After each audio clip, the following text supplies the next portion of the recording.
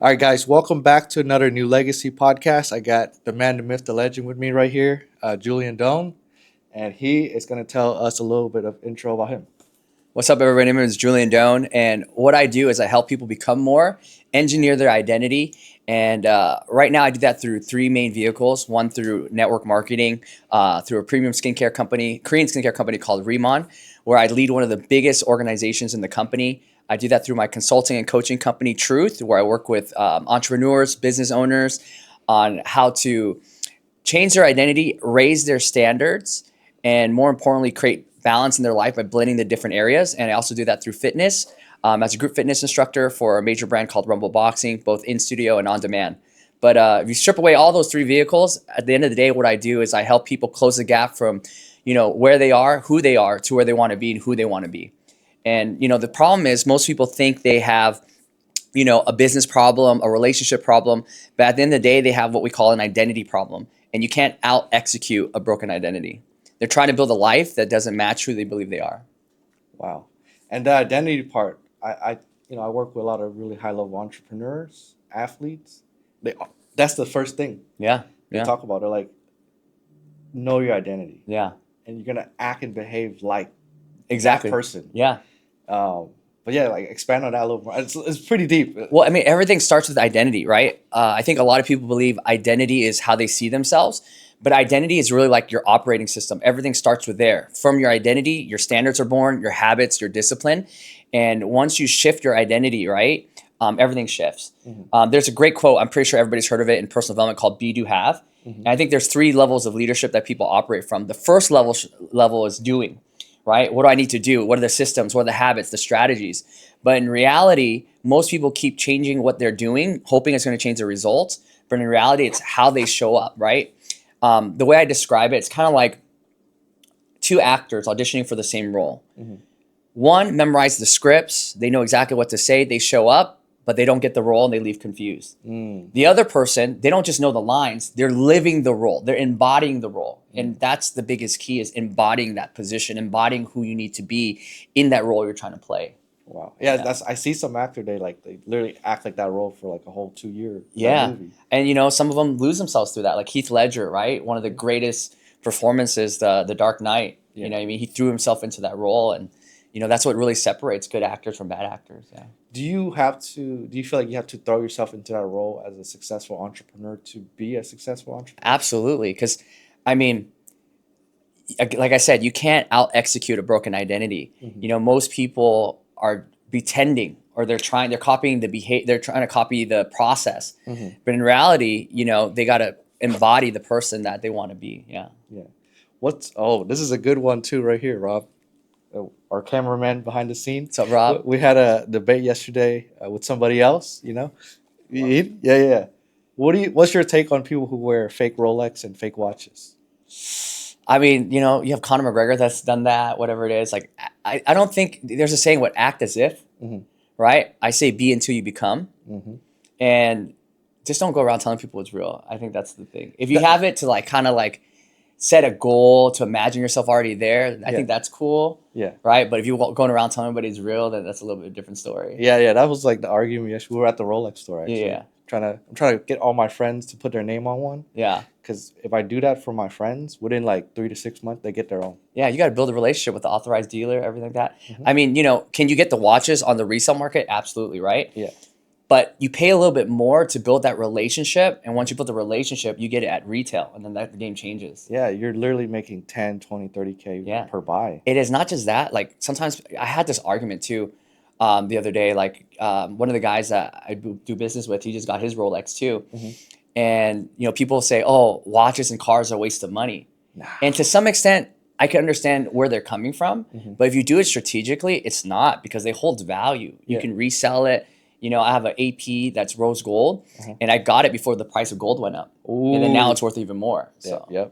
I had a gold chain for 2K. Now it's 7,600. Yeah, exactly. I mean, it's doing better than the S&P 500. Oh yeah, it's great. great. So, the thing is like, and I was explaining to my friend, I hope he's watching this podcast. It's hilarious. I was like, hey man, if you're, at the bottom, you're trying to go up, and you're putting this persona out and it's fake, the people that are gonna take you into their community. They're not going to take you in. They're not going to give Yeah. you the next step to go up. They're going to Yeah. exclude you because they're like, oh, this guy is a fugazi. You know? Yeah. It's the network. I don't know, like, It, tell it, about it. You know? yeah, no, it's true because, you know, at the end of the day, there's a saying, how you do one thing is how you do all things. So if you Yeah. cut corners in one area, Yeah. chances are you're going to cut corners in other areas, right? Like for me, kind of a controversial topic, but like when I work with people, if I find out you cheat on your spouse or you cheat on your partner, I'm not going to work with you because if you're going to do that to someone that's like closest to you, chances are you're going to do that in business, right? So I look at that. But what people also don't understand about watches and cars, it's not just about the watch and the car, it's the access that you get, right? Because for example, if you have a nice watch, not everybody's going to know it's a nice watch, but the people that know, they already paid the barrier of entry. They already know, and you kind of join this exclusive club. It's like filtering and qualifying people already. Yes. Yeah. Yeah. That's what I was trying to tell them. I was like, you have to understand these people, success is exclusive. It's not inclusive. They don't want to include you. Yeah. They don't want to include you. You get some value and you're good at that. Yeah. Prove, you know? But, so are you, what ethnicity are you? Vietnamese and Chinese. Okay. I think you're the first Vietnamese person Hey, let's go. I have on my podcast. And in America, there's not a lot of like Asian leading role or Asian main character, you know what I'm talking about? Like, we got like Bruce Lee, like the last guy, you know, but growing up being Asian was, I mean, tell them about it, bro. Asian women probably have it a little bit easier than Asian men growing up. You know what I mean? Again, controversial topic, but like Asian women are kind of like fetishized, you know what I mean? They're exotic, whatever it is. But growing up as an Asian man, especially for me, I graduated high school in 2005. Wow. Like growing up being Asian was hard because of all the stereotypes and everything. Yeah. And, you know, I think times have changed now thanks to like BTS, K-drama, K-pop and everything. It's like a little cooler to be Asian. But, you know, growing up being Asian was hard because you don't really see a lot of faces that look like you. Right. You know what I mean? Like, you know, when Black Panther came out, I thought that was like the coolest thing. But we don't have anything. Like, I mean, Shang-Chi, I guess that's kind of like the closest thing. Yeah, but I don't think nothing that we can really relate to. No, I think we need like another Bruce Lee summon from the, you know, somewhere up, you know? Yeah. You could be that, you know? Maybe. Yeah. And that's why I did the run across America too, because I was like building my resume. Yeah. You know, trying to build my resume to be somebody. And I forgot I forgot his name. I wish I remembered it, but he just got a huge position in the government, and he was a Navy, kind of like you, and he's Vietnamese American. Oh yeah. I forgot. He was an astronaut doctor. No, I think that's a Korean guy. That's a Korean guy? Oh, damn. But there's a Vietnamese guy. Like now he holds a high position. He was in the Navy and doing it big for Vietnamese people. I think it's cool. I was in the Navy too. I know. I did a little bit of research, bro. Oh yeah. Thank you for your service, by the way. I got my friend like roped me into it. I was like, I wanted to join the Navy, and I want to be old later down the line, just like be on the porch, front wheelchair or chair or whatever, and just look at, I did so many cool things.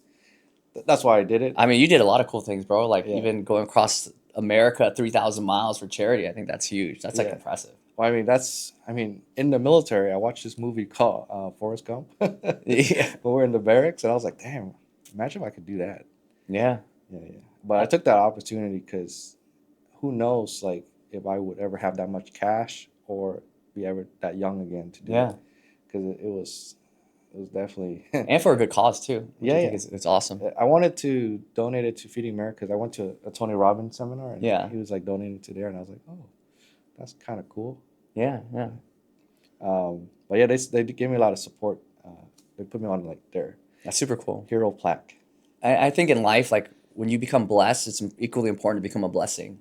Yeah. Like if you're blessed with knowledge, share the knowledge. If you're blessed with abundance of money, like use that money to do good too, you know? Yeah, like for me, I don't really care if like, I don't care about like all the material stuff. I know I need it for access, but I just want to live like a legendary life. Yeah. And help a lot of people along the way. Yeah. And who cares about like other people's opinion? My head is pretty big. I look like a fish right now. Hold on. I just saw the camera angle. I like what you said though. Materialistic objects, not to flex, but use it as a tool. It's a tool, man. It's a tool. But let's start with you on your journey. Were you born and raised in? I was born in Fountain Valley, California, and I was raised in Riverside, California. Okay. I think I was only like one of 6 Asian kids in my school. Damn, that's so I was bullied. I was picked on. Growing up, I'm also autistic, so I'm on the spectrum, high function autistic. So growing up was very hard, especially in an Asian family. Yeah. Because when Asian families that especially immigrated from Vietnam, again, kind of controversial topic, but like Vietnamese immigrants especially, they came from a war-torn country. There's a lot of trauma there, and they want to preserve their culture as much as possible. So it's very strict, right? Certain standards that they had. Yeah. And growing up autistic, I questioned everything. Like for me, if I don't understand it logically, I can't get behind it. And you know how Vietnamese parents are. No means no. It's because I said so. Yeah. And so I got in a lot of trouble because I asked a lot of questions. And in school, it was hard for me to fit in because it almost seemed like everybody had a manual on how to be a human, and I just got the cliff notes. Oh. So there's a lot of things I didn't understand. I did felt that. So I just want to be cool. I just want to fit in. I remember I saved up money, and all the cool kids in my school had FUBU, right? And I just thought, oh, cool kids had FUBU. If I had FUBU, I'll be a cool kid. And I wore it, and I remember I got beat up. Oh, shit. And they're like, do you know what FUBU stands for? I was like, no. It goes, for us, by us. You're not one of us. Oh, damn. And that's when I started realizing there's certain social cues that I didn't understand. Like, you know, there's like unwritten codes. Yeah. You know, I was wearing Mark Echo, and all my friends were Latinos. Mark Echo was a cool brand though. Okay, so growing up, you're getting bullied. Like, did you had problem like finding like dating at all? in high So school? I didn't have my first girlfriend until I was 19. Okay. Dating was really, really tough. Only because like, again, I didn't understand social cues. Yeah. I took everything very, very logically. Yeah. And also, like, again, I just wanted to fit in, but I didn't understand why I couldn't fit in. There were times in high school where I would eat lunch in a bathroom stall just so I wouldn't get bullied. Wow. And then things kind of changed damn, for me. Bro, that's like a movie. Yeah. That's in a movie. I remember I would be sitting in a bathroom stall. I knew exactly how to position my knees against the door so no one would open it. Wow. And I knew how to time it so as soon as the bell rang, I could run to class without anybody seeing me. And what made it worse, I had a roller backpack because I just thought logically that made sense because why would I carry a lot of books in my back? Yeah. And people would kick it over. My Yu-Gi-Oh cards would fall out. I only had 2 friends. We just hung out, you know, in the library playing Pokemon cards and stuff like that. Like, it was rough, man. Damn. Yeah. I mean, But now it's cool. Pokemon cards are cool now. For some Yeah, reason. yeah. Comic books are cool now. It's a flip. Like, I mean, I came from Vietnam, so I didn't speak the language, but luckily I hit my growth spurt. I'm still waiting for mine, bro. Oh yeah, early though. I was like this tall already, Dude, lucky. like early, so I didn't get bullied much, but I just you know verbally a lot. Yeah, And I was yeah. like, man, you guys are right sometime though. Yeah. But so did you like go to college after like school or? So after high school, I went to college for like a year, Uh-huh. and then I got recruited into like my first business sales opportunity. Uh-huh. And to be honest, I joined not because I thought I could make money, but I just love the environment. I love the culture, and I wanted to make friends. Yeah, yeah. And like first 5 years, I struggled, didn't make any money, and then my first real mentor sat me down. And he shared something that changed my life forever, and it really became my core philosophy. He said to me, he says, Julian, if you can have everything you want the way you are, you should already have it. If you want more, you got to become more. And that's when I realized so many people just focus on doing more, when in reality, what they need to focus on is becoming more. Becoming the type of person that, again, through your standards, your habits, your disciplines, the results you want is inevitable. It just naturally happens through the course of you living your life and operating. Damn, that's the sauce. That's the sauce. And then from there, like, what did you do after? So through there, after he taught me that, I went to a course very similar to Tony Robbins. It was a transformation course. And that's when I learned the concept of be, do, have. Through that, that's when everything changed. I mean, 90 days after taking that class, I made my first 6 figures at 24. I became the youngest and fastest in that company to do so. And I was in that company for about 5 years, did very, very well. But again, because of my autism, right, I was so excited. Like, I finally got part of the Cool Kids Club, right? They had something called the Cabinet. That's like the top earners in the company. They shaped the company.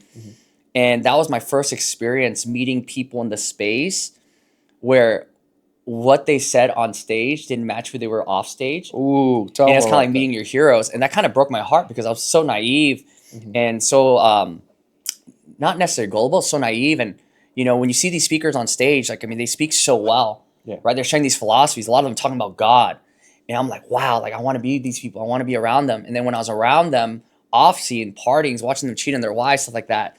And then them saying stuff to me like, you're not going to say it to anybody, right? Like, we can trust you, right? Like, that just didn't sit right with me. And like, that kind of like messed me up for a little bit. And I walked away from that. Then I got certified in the same work of the training that I took. And then I ran seminars for about like 6 years. And then COVID happened and I pivoted into fitness and then got re-recruited into another opportunity. And that's what we've been doing since. Wow. I love that. Well, I need to pick your brain on the seminar or whatever. I love that industry because, like, I mean, I work with a lot of coaches in that industry. Yeah. And I get to see lives being changed. Yeah. People making more money, having better lives for their friends and family. Like I get to witness people at the lowest point, Yeah. and also that they're like new transformation and a higher point too. It's a beautiful thing. It's a great experience for sure. Yeah, and like a lot of the clients when they buy their dream car, the first person they call is me to go film it, Yeah. and I'm like, damn, this is Yeah. very doable. And to know you played a role Yeah, I was like, in their I did journey, play a it's little huge. role. Yeah, I run Yeah. their ads. Yeah. I um, mean, but ads are important. I mean, you can have the best product in the world, but if you don't have the right marketing, no one's going to know about it. yes, and I'll pick your brain on it too.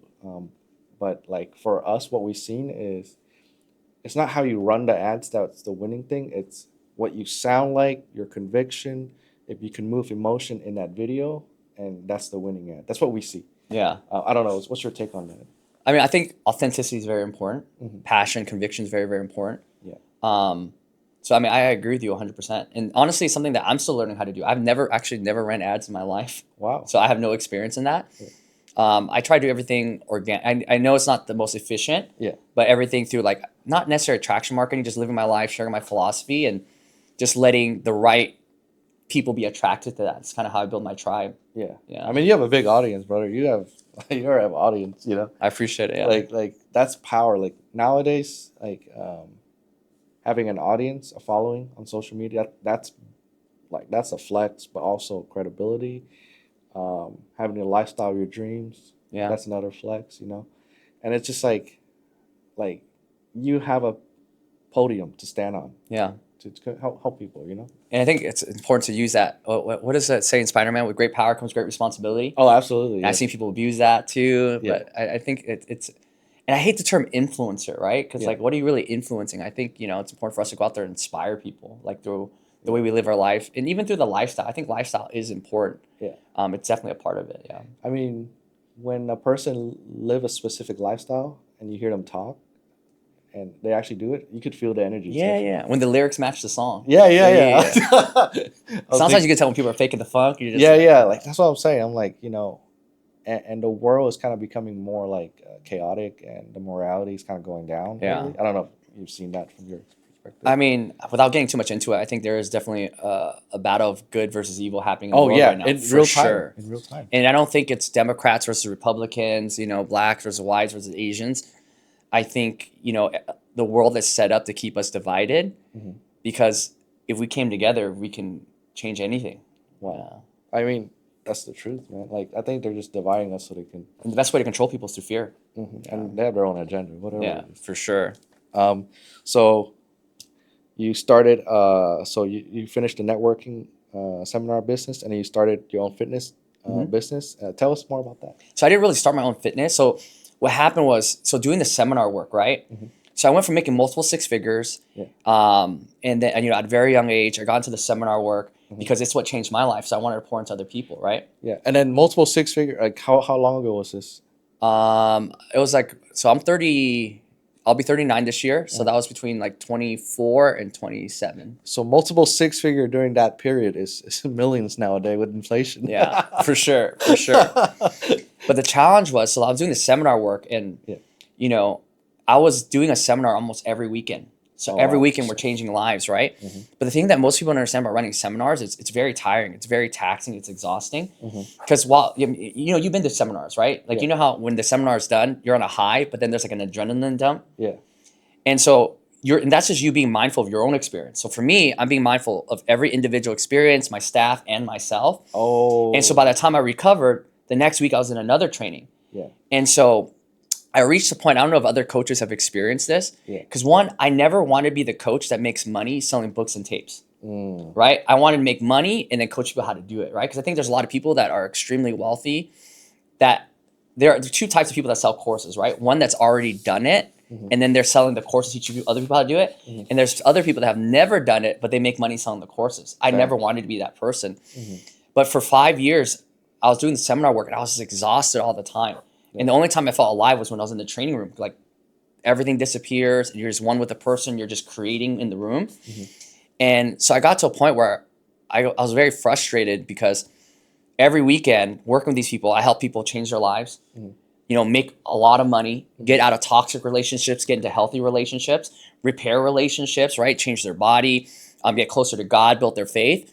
but I didn't have time to build it for myself. So I'm watching everybody else get rich, everybody else doing that, while my relationships are falling apart. And then so when COVID happened, that's when I pivoted. So during that time, I took a class called Rumble Boxing. It's a group fitness class. So think of it like boxing and strength training. The lights are low, everything's choreographed with music. It's like a rave, it's super cool. And that was really a healing time for myself, right? And so what happened was I was in Vegas at the time. I saw an ad, and it's like audition for to help open up the studio in Vegas.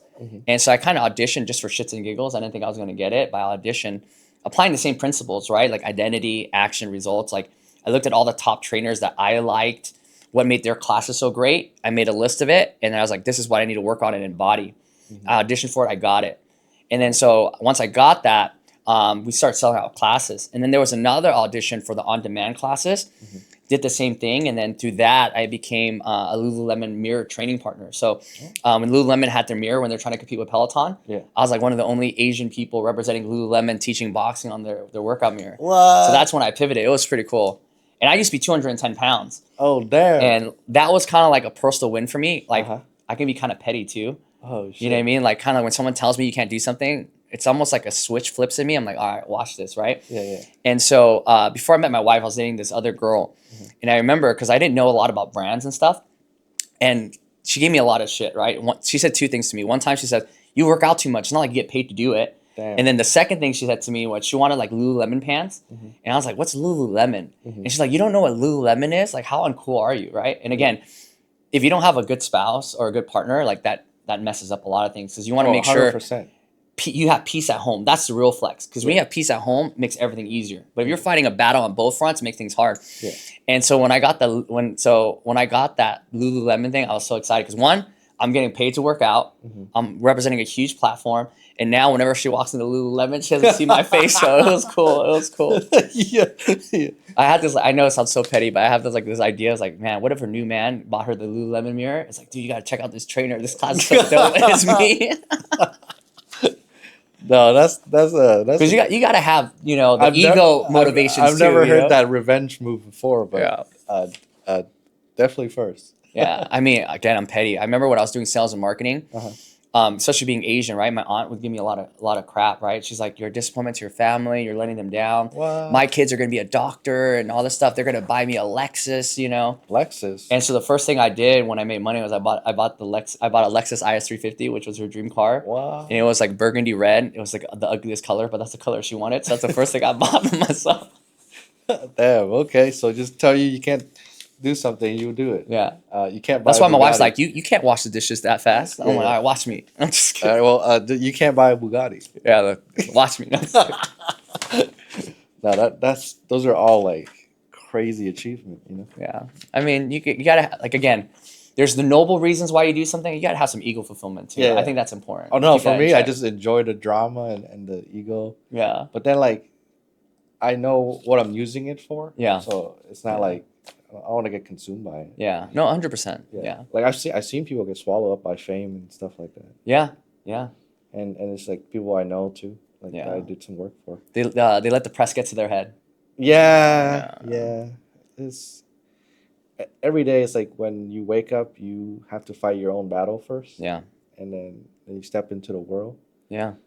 And then sometime if you're not, doing your routine, Yeah. you step into the world. That's why having a strong identity is important. Having strong standards are important. So you don't, a lot of people ask me, what's the difference between a standard and a goal, right? A goal is something you reach for. Yeah. A standard is a decision you make before life forces you to make a decision, and everything falls into that. Yeah. Say that again. When life forced you to make this. I have no idea what I just said. Sometimes I just say something. I have no idea. No, what I mean you said it. Like, it was crazy. It was like you want to change before life forces you. To make a decision. And when life forces you to change, it's never comfortable. Oh, it's horrible. You know what I mean? It's like, you decide to change is when the lights go on your car, right? Check your service engine soon. Yeah. Right?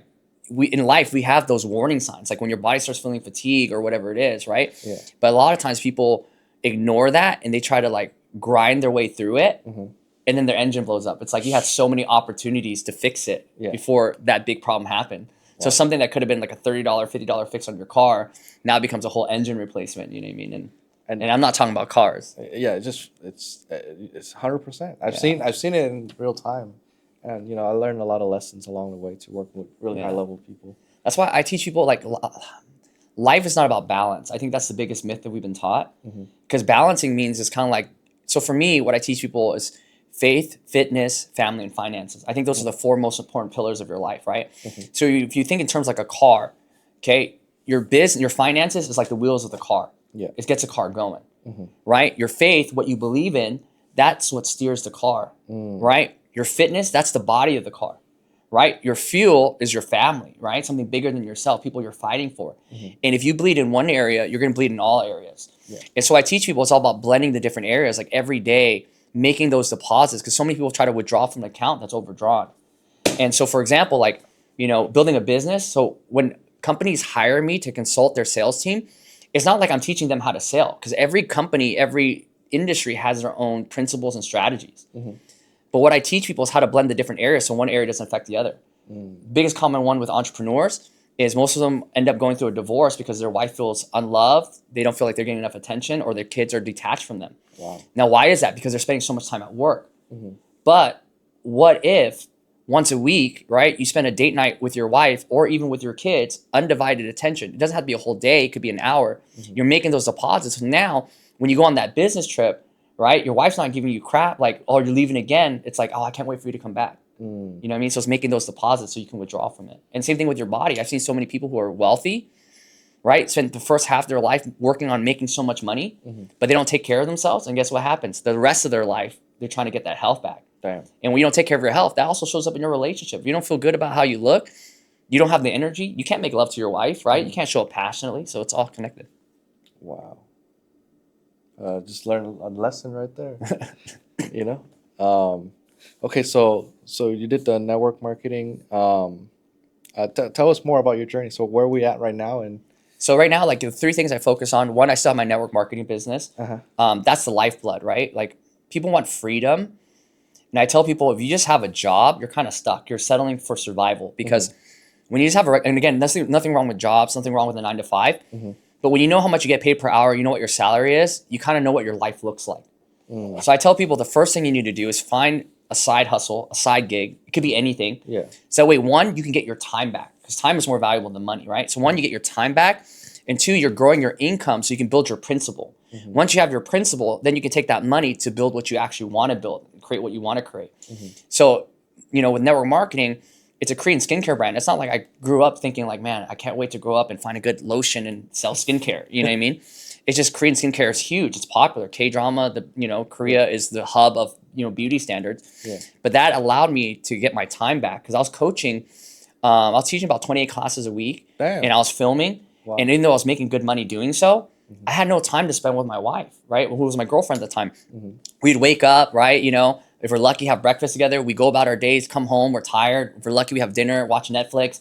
Looking forward to the weekend so we can have date night. But really, Saturday's what? Running errands, cleaning the house. Sunday, you're so tired. And then Monday happens all over again. Damn. And so thanks to that business, I was able to get my time back and make money, residual income. And through that, I was able to build other businesses that actually pay me more than my network marketing business. And through that, I've also been able to travel all around the world. I have sales organizations in all over Asia, Latin America. And that's also allowed me to build my audience and stuff too. Wow. Yeah. And a lot of people have negative perception of network marketing. Yeah.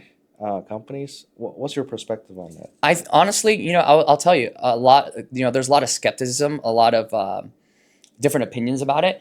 And, I'll be straight up. I'll say a lot of them are probably valid. And they're valid because it's not the industry, it's the people. I think when you're not building with the right identity and the right system, that's when it happens, right? That's when people don't know what they're doing. They're trying to shove products down their friends and family's throats. They're being pressured, right? Instead of just sharing what they believe in, they lead with opportunity instead of value. And I think that's one of the biggest challenges, because, again, it's not the industry, it's the people. You're in the game, you have an audience, but for me, like I do a lot of farming clip for my clients, and one video can change their whole business. That's true. Yeah. And they might only have I had one guy came out with like 500 followers. Yeah. Some clips we did went viral. 2 weeks later, he got like 5,000. It's a big difference, I'm gonna get Zun's name tattooed on me. Oh, really? No, but yeah, it's just like, I don't know. It's just like we just gotta throw a shot in every day, Yeah. And you never know when that lottery ticket's gonna hit. Yeah, I've seen it hit so many times, because I filmed the Lambo delivery video so many times. Like, wow, it's just not. And guys, if you guys are like not motivated or just struggling where you're at, just know that like some of the most wealthiest people out there can't even connect like their phone to Wi-Fi. Like, and they're making like 200-300K per month. No, that's true. I've seen it. I was like, damn, I was like, Intelligence has nothing to do with making money. no, that's what I'm saying. I've seen a lot of smart people super broke and a lot of stupid people stupid rich. Yeah, and they take action so fast. Yeah. That's why I learned. That's a big thing. Taking action. Yeah. I learned that. Like they took that action yesterday. Yeah. Okay, so back to your story. So we got the network marketing, we got the new business with the residual, and then tell us more. Yeah. So now what we're doing is on top of network marketing, I have a company called Truth, TRTH, which stands for Transformative Thinking. So eventually we're going to launch seminars again and stuff like that, because I think there's definitely a huge need in the personal growth space. Yeah. And I think personal growth needs to shift and change too. I think people today are they want real, raw, and honest. Yeah. And people are lost. They just need direction. Especially with AI taking over a lot of jobs, we're gonna have, like they say, we're gonna have like 10 years of transformation in one. Yeah. And people need to retool Yeah. their jobs, skills, whatever. Yeah. Like really, really fast. Yeah. You know, side topic, I'm really excited about? Like a lot of the jobs that people look down on and take for granted. Stuff like pest control, plumbing. Yeah. Those are jobs can't be replaced by AI. Those are the blue collar. And those, blue collar jobs, they're gonna start going up in value. And blue collar jobs, they make the world go round. You know, I remember, again, because of my autism, I got in trouble in school because my teacher yelled at me. And she says, "If you don't work hard, you're gonna become a garbage man." Oh, right? No. And then like I was like, I wonder how much money a garbage person makes. I went online, I looked it up. They make 6 figures. Yeah. And then like I was like, "Hey, teacher, did you know a garbage man makes more money than a teacher?" And she got so mad at me. But I didn't mean anything by it. It was just like it's logical to me. Yeah, if you played a world, like you played the game of the normal people, and I don't want to say that in a bad way, but you're not gonna win because you're gonna be consumed by the system. Yeah. The system is not rigged for you. It's not made for normal people to win, to be honest. Yeah. Like I even went to college, and clip this up, please. Like I actually made more money from the casino than my college degree. Yeah. Actually went in debt a little bit for it. Yeah. You know, but the casino have made me more money. That's why I think I'm grateful for having autism and ADHD. Yeah. Because a lot of times in school, like I couldn't pay attention. My mind is everywhere else. Yeah. I think because of that, I didn't get indoctrinated into the system while everybody else was following the system, like following the rules, and they become great employees, which again is not bad, but. Oh, that brought up a point. Because the last 3 years I've been just like full-time business. But I felt like the last 3 years I lived 10 years. Yeah. Compared to like when I was, doing a 9 to 5, like thing. I don't know. I just like I feel like if you have never been an entrepreneur before, you never really experienced the whole human full life. You're also growing every single day. You're learning people skills, communication skills, things that you'll never learn in school. Yeah. And it's great. I always tell everybody too, like if you want to be an entrepreneur, start in sales. If you have passion and you have an idea for a business, for sure, start a business. But I think sales is a great starting point before being a business owner, because learning the sales skills, how to communicate, how to sell, how to close, makes you a better business owner. And you don't have to deal with the headaches of a traditional business owner. Oh, yeah. Yeah. Oh, no. I have some traditional business people, and they hate it. Yeah. And I'm like, well, guys, like, just kind of make it align, like, have fun. Really. Yeah. Because you're going to stay longer in the game. If not, you're going to be burnt out. Yeah, 100%. But yeah, are we in your storyline? Are we at the present moment yet, or are we still? Yeah, it's kind of in the present moment. Okay, yeah. okay. So now I just travel, I speak, I develop leaders in different marketplaces. I help them build strong sales organizations, and my core philosophy is I think the biggest problem in leadership is when people. There's a great book called Power versus Force, right? Operating from power versus force. Yeah. And I think the problem with leadership, what most people do is they want it more for their people than the people want it for themselves. And when you try to carry people, you're not teaching them to carry themselves. And they're building dependent leaders. I think the key is building the type of leadership where you're replaceable, where people don't need you. Yeah. And the biggest thing I get back is like, well, what if you pour your all into somebody, develop somebody to be better, and they don't longer need you? What if they leave somewhere else? Yeah. And I go, well, one, you're conservative. What if I build somebody and they leave? I go, what if you don't build them and they stay, right? Ooh, that's worse. Yeah, a bad Yeah. employee is I had to learn that. Yeah. And What? so what happens if you build people that need you, you're gonna have to work all the time. Yeah. Instead of being the king, be the kingmaker. I think that's a lot easier because then you can enjoy your life. You're creating systems that's scalable, and you can actually enjoy your life versus doing everything. Yeah, for me, what I've seen is like you're working with somebody, just know that the relationship is like not forever. It might just be good for 3 years. Could be a season, yeah. If you see, yeah, like for me, like I always thought it was everything was permanent, Yeah. but now I'm seeing it as like season. And don't be attached because Yeah. it's gonna like pull you down. You know? You know, when you said that, like it kind of hit me emotionally because it reminded me of something like I think one of the saddest things about being an entrepreneur and being a business owner and like doing sales and like growing your life is that as your life's changing, you know, the thing I learned is your day ones usually don't make it with you. And Oh, you they know, like don't. you always want to take your day ones. Yeah, And the challenge is like when I did that, when I wanted more for them, they end up resenting me. yeah, You know what I mean? And sometimes the people that start with you don't finish with you. yeah. It's like the people you sacrifice for, they make you the bad guy. And you're like, what the fuck? I sacrificed Yeah, for I you. poured everything into you. Yeah, Like, you know, like I did all this stuff for you. I how am I put the you on bad guy? Yeah, game. yeah, yeah. Like, Yeah. but I was like, damn, human psychology is, or human nature is Yeah. something else. That's why like I learned you got to work with people that deserve it, not need it. Ooh, we'll say that again. Like, get more context on that. You know, so the biggest thing I learned is you got to work with people that deserve your time, not necessarily need your time. And a big example is that, especially networking, right? You want to put everybody on game. Yeah. And for example, let's just say like one of my friends is a very successful business owner, right? And he doesn't know how to build websites. Yeah. And he goes, do you know anybody that can build websites? Uh-huh. Before, I would look like, oh, I have a really good friend. Yeah. He's learning how to build websites. He needs to make money. He needs to take care of his mom. Yeah. Let me make that introduction. Yeah. But he hasn't built his identity. He hasn't built the standards of the results. And then he falls short and now damages my relationship with the business owner. Oh. So now I don't give it to the people that need it because obviously he needs it, right? Because, you know, he's broke, he's learning, he needs experience. Now I give it to people that deserve it. So if one of my successful friends needs somebody, I'm going to connect them with the most successful person I know in that field that creates the most results. Why? Because that only strengthens the relationship. And that was probably one of the biggest shifts I had to learn in life. Because you can't put people on that are not ready. You can't put people on that are not proven because at the end of the day, your character and your reputation is very, very important. Oh, yeah. And then everyone just asks you, put me out, Yeah. shout me out, tag me. And it doesn't matter how much you believe in somebody. If they don't believe in themselves, like it's not going to work out. Yeah, yeah. For me, it's like, man, when I work with people, like I have like almost 200 clients right now. Yeah. You know, but I'm like, when they sign up, I'm like, let me see how long you last. Yeah. I just do it in my head just for shits and giggles. Yeah. Like, let me just see how long you last. And what's sad is you can kind of tell I can kind of tell, yeah. based on their habits, how they show up, little things, especially little things. Yeah, yeah. Like I'm like the beginner people, they're like, man, this needs to be perfect. The landing page needs to be perfect. And the whole experience needs to be perfect. And then I have like a bunch of other guys who like their stuff's not perfect. Yeah. It's like 80% there, and they're like making crazy money. Yeah. They're like, and that's the thing that some of these guys told me. It's like, hey, don't worry about the technical. Worry about if you can move emotions. Yeah. Yeah. You know, and a lot of people don't get it. Like normal people, when they first start, they get stuck in the perfection. Yeah. Yeah. Yeah. For me, I'm just happy to be part of the journey. You know. There's people less qualified than you that are creating better results just because they're faster at executing. Yeah, yeah. Yeah. I think we're in a speed market right now. For sure. Yeah. Success loves speed. Yeah, yeah, Yeah. And it's like that's crazy. But you're right about the identity. Every time I level up, I had to like shed like everything, Yeah.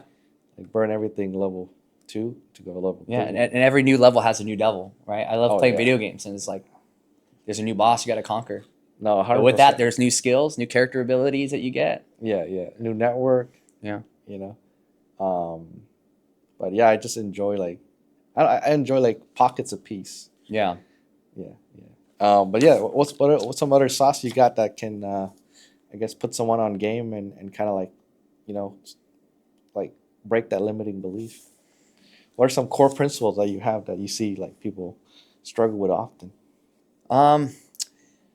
This might sound silly and kind of irrelevant, but if you don't know where to start, like in terms of like business, marketing, like you have goals, you want to change your life, but you don't know where to start with your body, start with your fitness. Because the discipline you build in the gym doesn't care about your excuses. The gym doesn't care how tired you are. And when you build discipline in your body, it translates to other areas. And again, when you start building your body, you start feeling better, you start living better. It naturally creates the energy that will transport into other things. Gotcha. And so that's the easiest thing too that we have control over. And I'm not telling you have to get a gym membership, start lifting heavy weights. If you don't have access to it, just start walking. Just start, going on the treadmill. Something simple. Just start moving. Yeah. And just through that, it'll translate to other areas. I gotta show you my before picture. I used to look really ugly. Uglier than now. It's so funny, bro. I was showing it to like a couple of girls. Yeah. They're like, "Damn, you've been through a lot." I was like, "Damn." The way you You're like, said it. I don't know if that's a compliment. Yeah, I was like, "Damn." The way you said it So- kind of hurt, But yeah, it's crazy, man. Like, I didn't know there was like a whole different world. Because the thing is, like, if you do a normal 9 to 5, which is gonna be AI soon anyway, but Yeah. that play, you could kind of see how your life already gonna end.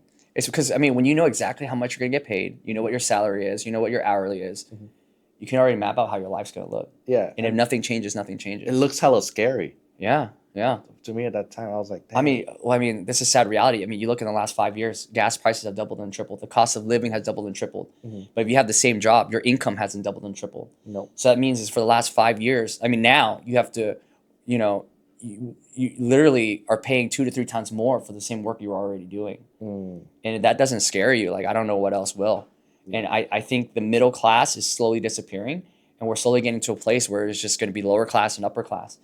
But I will also say everybody's scared of AI. They're saying this, but in times of crisis, there's a tremendous amount of opportunity. And the people that see it, instead of being scared, that grab onto it, they're going to do very, very well. And again, AI will replace some jobs. I don't think it will replace all jobs.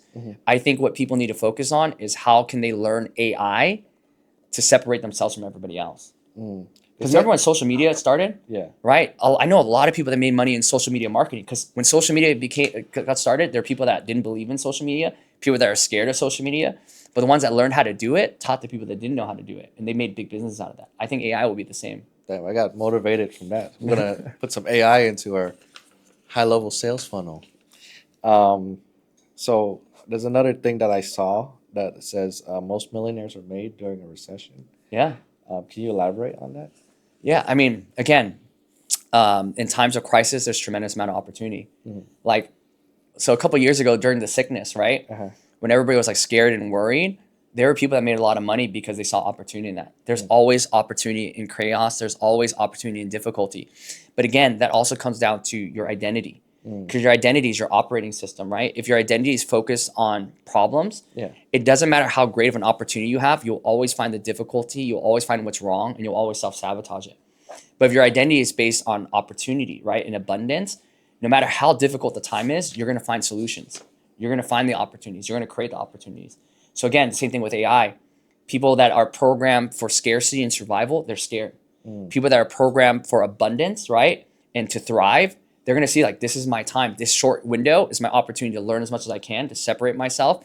And the businesses that are behind, because they were scared, they're going to employ me to teach them how to do it. Wow. And I'm telling you, the window of opportunity is getting smaller every day. But think about what you do. Like, you learn how to podcast, how to clip, how to farm. You create this whole ecosystem because, like, truth be told, I've always wanted to start a podcast. I think so many people do, right? But they don't know where to start or whatever it is. And guess what? You filled that need. That's all it is, right? You can make money selling cheap products to broke people, or you can make money selling solutions to wealthy people. Yeah, that's what I do. And that's what you're doing. Yeah, and it's so smart. I don't think we talked about this.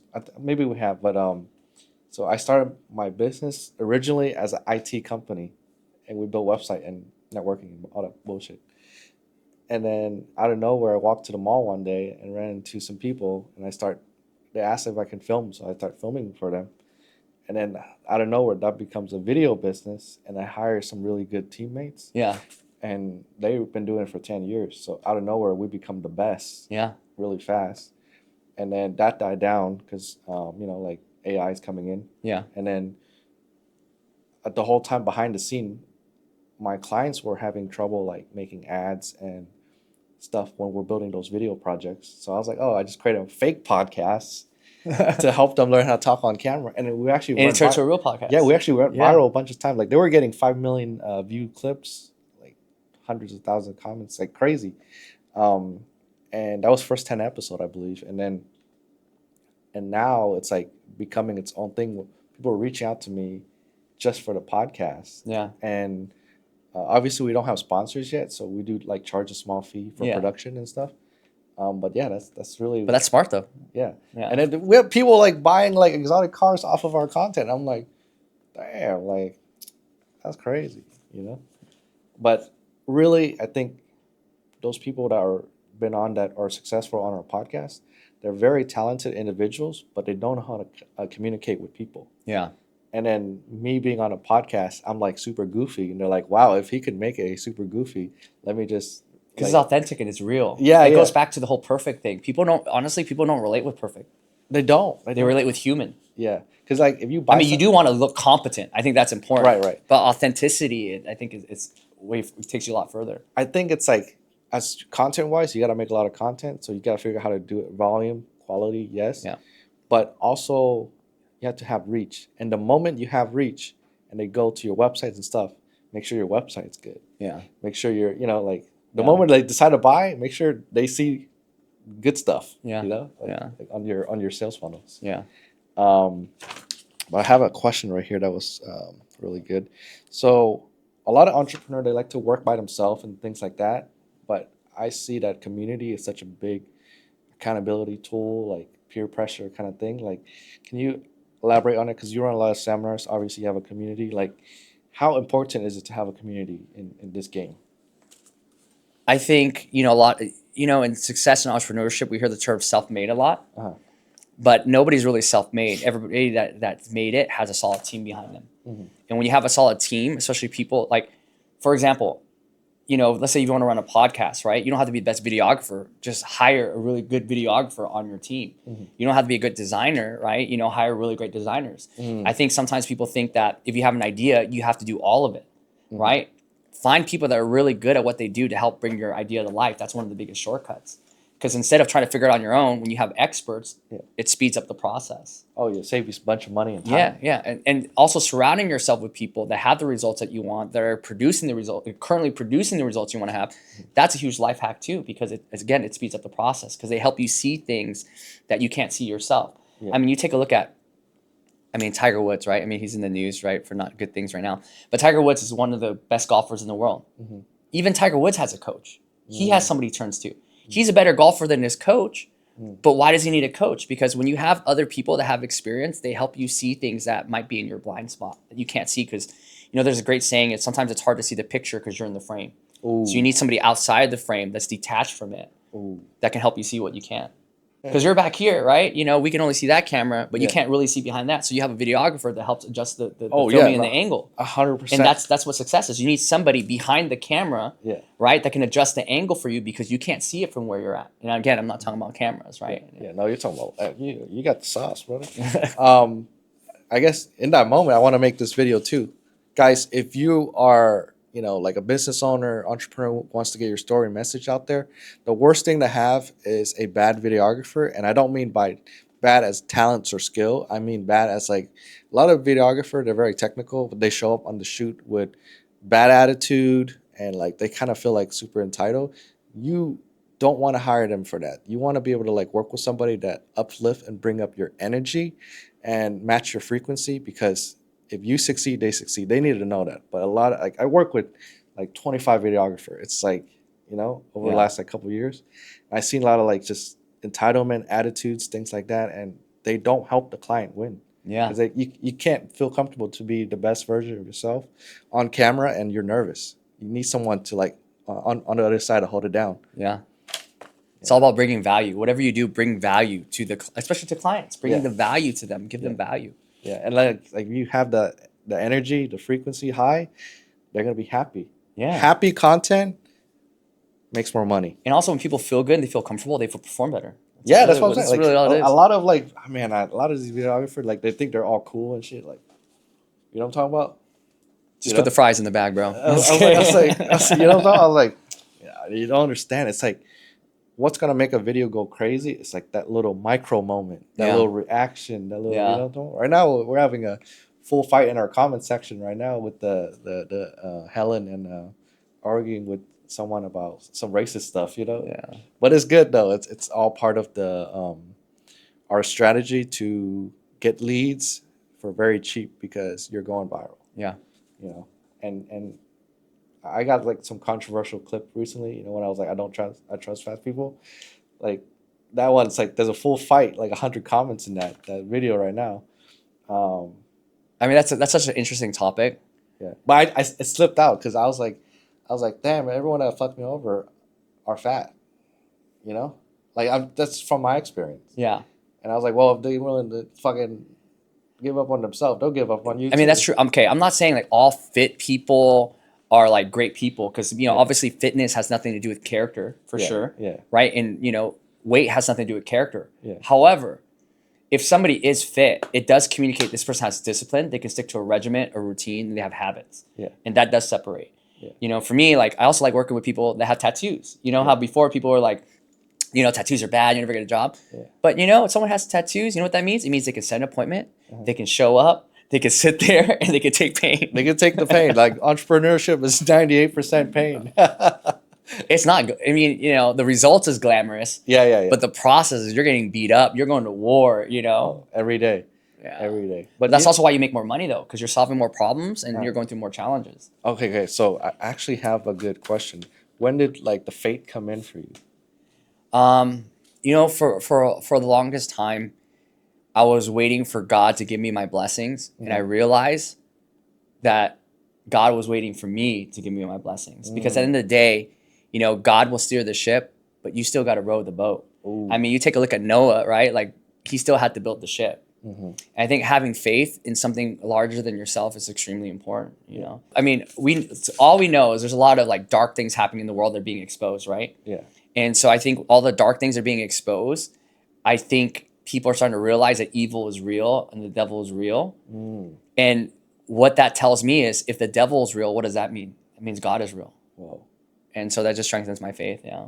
Yeah. I mean, there is some time on my entrepreneurship journey where I was like, damn, I think God favored me in this situation because I don't think I would have made it by myself. And I love that you said that too, because where faith came in to answer your question. Yeah. A lot of times when I felt like my world was falling apart, Yeah. I realized that God was setting me up. Because a lot of times, when I lost friends, I felt like it was the end of the world, but God was clearing the path. You know what I mean? Sometimes God destroys your plans before your plans destroy you. Ooh. And it's all part of the process. A lot of times the obstacles in our way is the way. That is the test before you get everything you want, Damn. Yeah, we're farming pretty good over here, I actually farm an ad in there. I don't know if you see my ad. Yeah, that's cool. You see what I'm talking about? Yeah. Throwing little commercials. Yeah, but the thing is like how do you say it? It's harder to just sit down and just put a camera right there and just run ads, Yeah. But it's easier to do it in conversation. Yeah. It helps when the interviewer is really good too, though, to be honest. I've been on some podcasts. Yeah. And it's just like hard to get a flow. Yeah. No, I mean, you do great. Obviously, you have experience. So. I have a little bit of experience, but I love I'm interested in your story. Yeah. And I love to interview people that like I'm interested in and I want to learn because me, like, I'm asking a lot of these questions, but a lot of these questions my struggle with certain things. And you're getting free game. I'm getting free While game. putting them on. It's a win-win. Free 99, It's a win-win. Because Asians love deals. Yeah. I interview like some really high level people like yourself on this podcast too. And I looked at how much they charge for coaching. It's like 10K. And I'm just asking all the questions you would ask on their coaching calls. Yeah, smart. They're like, hey, you got me. I'm like, yeah. So what would you typically say if someone's struggling here? Yeah, I asked them like what you do in this situation? Yeah. Asking for a friend. I'm just asking a friend. Like one of the Olympic trainer, I think it was Chase. I was like, so you're gonna run across America. Like, what would you do? Like if you're doing a 3,000 mile journey for charity, like how would you set that up? yeah. No, for real. You go back a couple episodes. We did that in Miami. That was hilarious. Yeah, that's smart though. That's so funny. I'm just learning the game. I was like, oh yeah, so like, cool. Yeah, got it. I mean, that's what Napoleon Hill did, who wrote Think and Grow Rich. He interviewed the most successful people in the world. What made them successful? Found patterns and yeah. I mean, I don't know if I can say it on camera, but like his friends they're working with someone that's working with the owner of ChatGPT, OpenAI, like his friends. Yeah. Heck yeah. Like some big moves might be coming. They have a mansion party coming up. Hey, just don't forget me. When you make it big. Oh no, you'll be there. Yeah. Like I had a crazy yacht event too. You call me when your car gets delivered, bro. I'll Oh, film for you. I'm just kidding. It might be a Urus with a lot of miles on it, you know. A Urus is a Urus. Yeah, it's a Urus. It's just the They hold logo. their value pretty decent. I don't even care. I'll put it in storage. I just want it for the ads. Yeah. But I want to own it on my ads, not Yeah. rent it. Yeah. You know, it's the difference. You want a Lamborghini like me? Buy my course. Yeah. So many of those. Yeah. But I sell a service, which I need to fulfill. Yeah. Yeah. But yeah, that the course industry, I think it's going slower Yeah. recently with the AI and stuff like Yeah. things like that. But you need to switch anyway, you know. Gotta to adapt, and then it's more service based now, more done with you instead of here's info, do it yourself. Yeah. This info we get it from ChatGPT now. Yeah. So as we're closing out, can you share with the audience a little bit of what you do and where they could find you? So where you can find me the most is on my Instagram at the Julian 𝗝𝗟𝗓. And you know, if you're interested in premium Korean skincare, clean and gentle, let me know. And then how can they find you for your coaching program? So right now, coaching, only because my time is kind of limited, there is an interview process and it has to make sense, and we have to be aligned as far as like your industry, your people, what you're looking to accomplish. But if you're looking to bring me into, you know, coaching for your sales group or whatever it is, again, just know that I don't coach sales strategies or tactics. It's all about identity, producing those standards, and also how to blend the different areas of their life so that way the top producers stay top producers. And also when you build that standard, it's like there's people that finally start making the money, but their identity hasn't caught up yet, and they start self-sabotaging it or try to like keep it out of fear, and it starts backtracking. So everything's strictly referral based as of right now, and there's a qualifying process. Wow. But just hit me up on Instagram and we'll start the process. So if you're the type of person that's struggling, you follow the system, right? You do everything A through Z, you read all the books, all the tapes, but for whatever reason, the results do not match where you want to go in life, hit me up, because what I specialize in is helping people become more and engineer their identity, starting at the root of the problem, right? And once you shift your identity, everything shifts. So many people today are trying to build a life that is not caught up with their identity. So once you fix that, everything changes. Remember, you can't out-execute a broken identity. And then another thing is, so you try out the 𝗝𝗟𝗓𝗔𝗡 Kitchen in the SF? Yo, so the 𝗝𝗟𝗓𝗔𝗡 Kitchen, right? One, I forgot that I saved their video a long time ago on my Instagram reel, because you know, like I love food. Yeah. And like their dishes are so well designed, right? And you know, when you first see it, it kind of looks like a novelty, right? How big the prawns are, the beef rib and everything.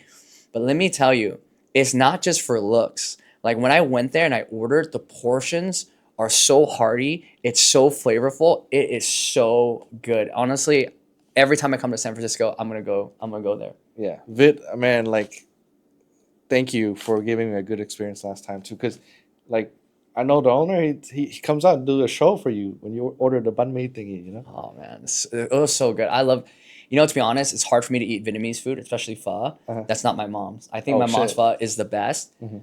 But there's a few places that do it so well. And again, quality food is important, right? Because you want it to taste good. Yeah. But when you mix quality food with quality presentation, and like really great serving size, it's so good. I highly recommend it. 10 out of 10. Yeah, you could feel the love in their food. Yeah.